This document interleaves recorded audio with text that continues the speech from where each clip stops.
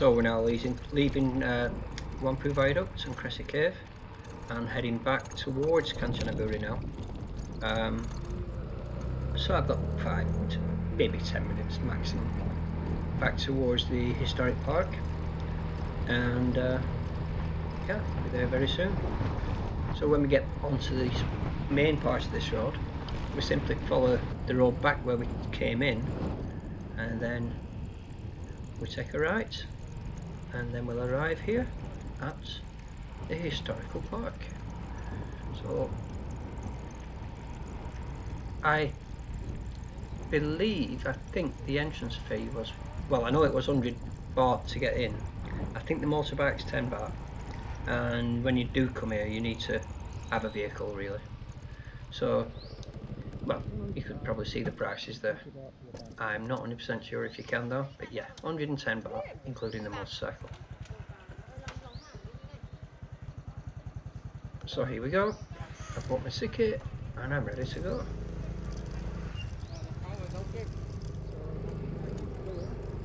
As you come in, you take a left, or you could go right as well.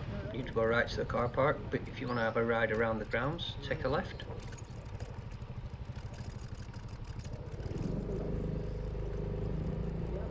And it's a nice scenic ride around the park.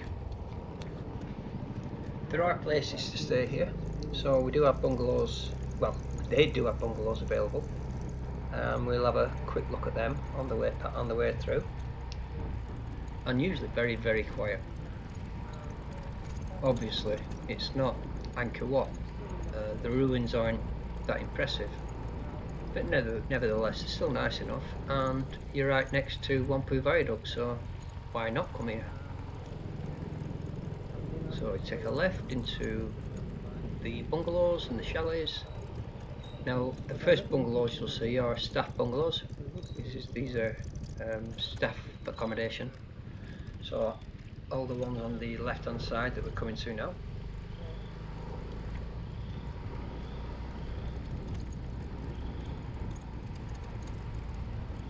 But as we go a little further in, we then come to guest accommodation. I believe you can camp here as well. I'm not 100% sure on that, but I believe you can. And again, to our left, there's just a mixture of accommodation and workshops. And then when we come around this next bend, we'll start to see the guest accommodation. I will stop the bike here and we'll have a look at the accommodation.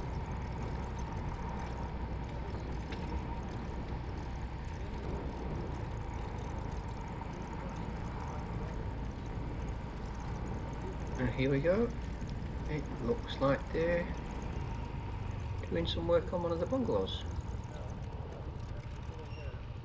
Yep, they're putting a new roof on.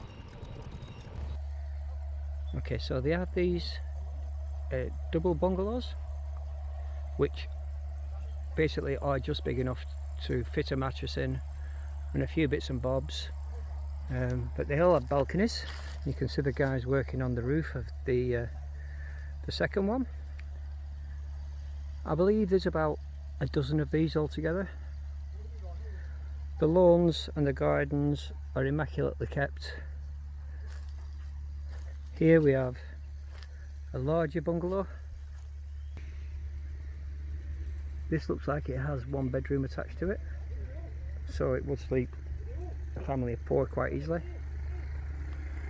They do have areas to shelter, so to shelter from the sun, and as with anything around here, you always have a view. There's always a view. So these are the views from 1 or 2 of the bungalows. The views will vary depending which direction you're facing.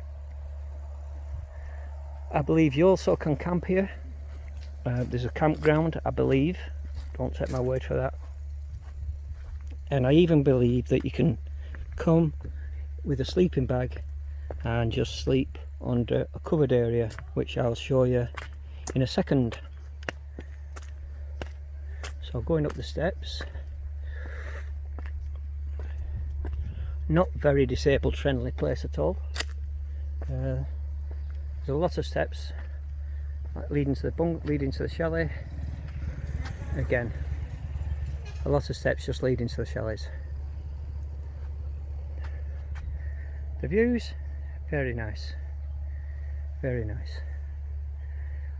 Is it worth spending a night here? I honestly don't know, because I don't know the prices. Would I spend a night here? Definitely, definitely. It's lovely, and we haven't even got to the main attractions yet.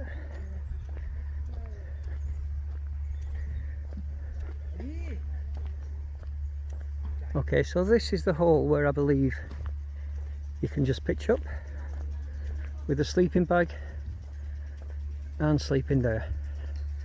So you'd be undercover,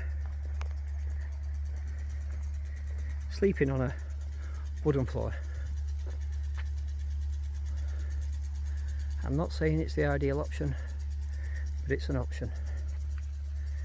Right, let's get round to the main part. Here at the car park we have some statues and some bits and pieces that we found while digging the site out. This is one of the most complete statues they found. Seen better days, but I think it's about 650 years old, so at that age I think we'd all have seen better days. These are largely the rooftops. Not that there's any roofs, but these are largely the rooftops. So, and again, a collection of rooftops. So there is an exhibition hall there, but it's closed because of COVID. So roof ridge ornaments, and there we go. More ornaments from the roofs.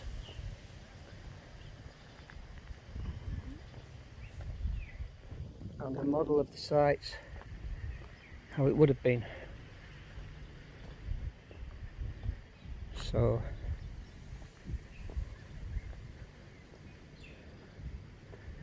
this is what you see now.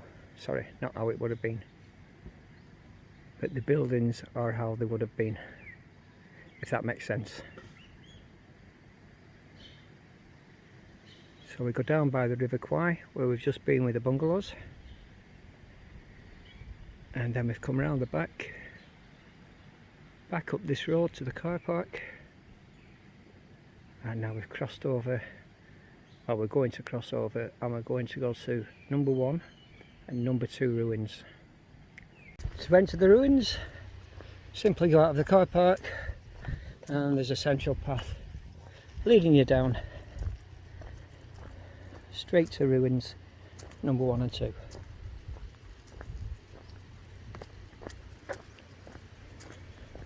So these are the main ruins. Ruins number 1. And how much of this was found intact and how much of it's been rebuilt is basically anybody's guess. But we're going to pretend just for a little while that this is how we found it intact. And yeah, that these walls actually stayed up with the trees growing right through them. I'm going to pretend for a little while that that's what happened. So last time I was here, this was a big lake, a big pond.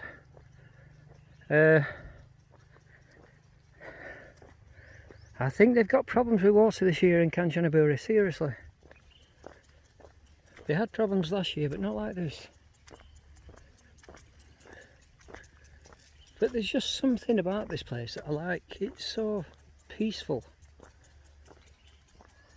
This is not because of COVID that it's like this. It was like this last year as well. Yeah, it is very peaceful. This is not on foreign tourists' agenda, and I don't really see why.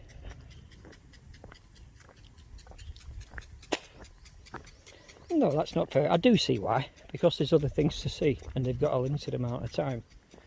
But it should be more visited than it is. So again, try and make some sense of this. This is the main entrance. If I turn around 180 degrees, I can see right through the building, and I can see statues all the way through the building. And if I was properly lined up, I could see right through the building to the outside and right down to the gate, which would be opposite me. So it's symmetrical, but it's split 4 ways, so it's quartered, if you will. But anyway, I'll give you a quick shot. So as we walk in, again, not a place for anyone with walking difficulties, although I have some difficulties. Mine aren't serious.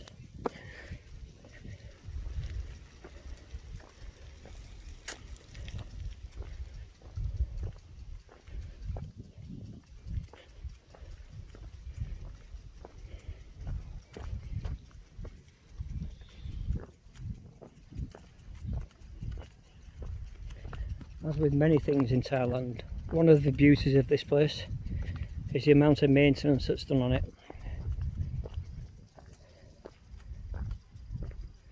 They do keep things tidy. Certainly do.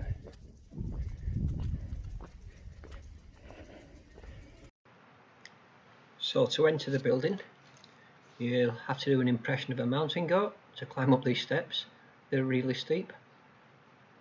And at the top of the steps you'll then see what I was talking about, in that you should be able to see right through the building, and that statue would be the central statue.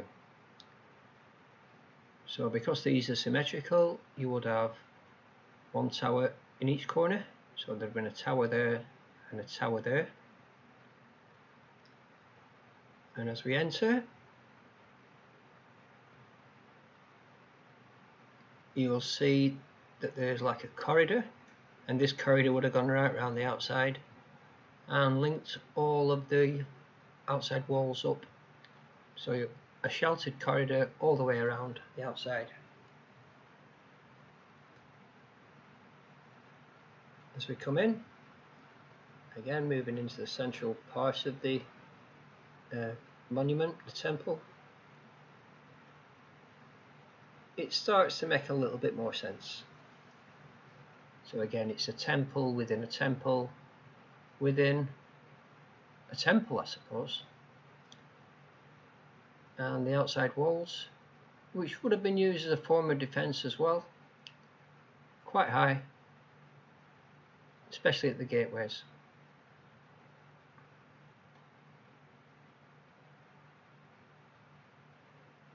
They don't look that safe actually.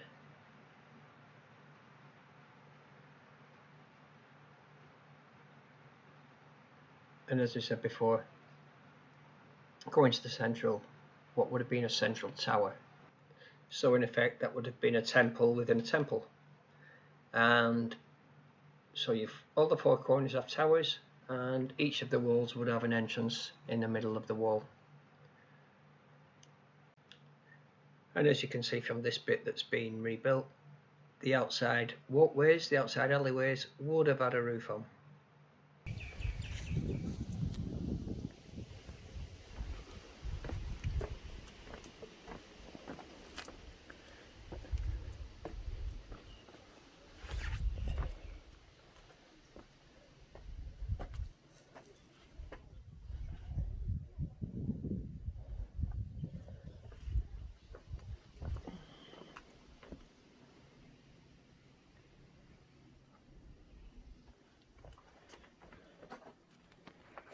So this section is just like the front, except this has actually been, this is more complete. So you can see how the tower would have been.